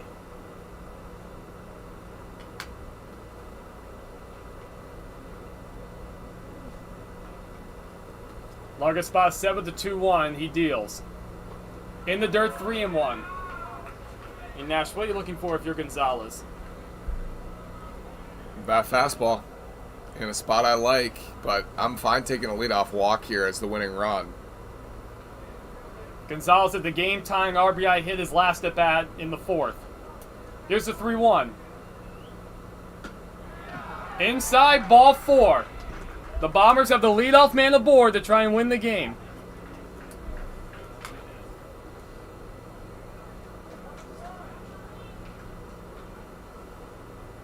That'll bring up Cooper Winton. He lined out to short and singled in the 4th.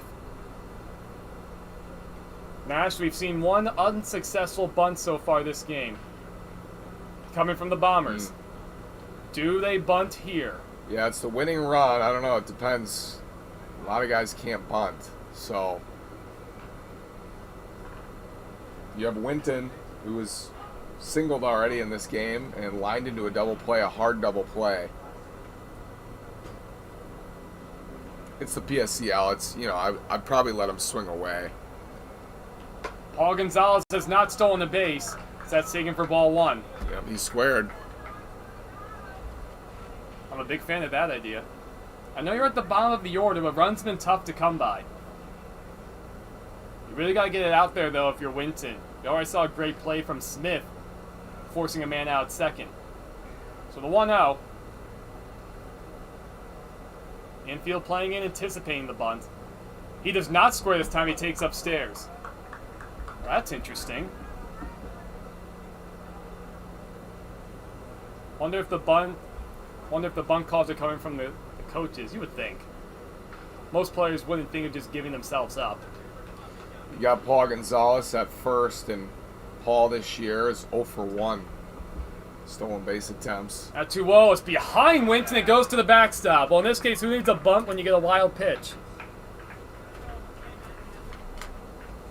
And 3-0 the count. Well, so the winning run is now at second base. You could still bunt him over to third with 1 out. I still like that idea.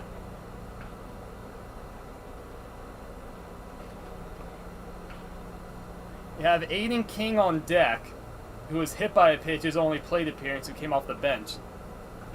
Say the the Bombers coach is going to talk to home umpire about something.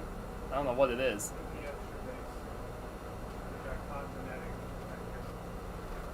So the ball did get caught in the netting. The argument was about should he be awarded third.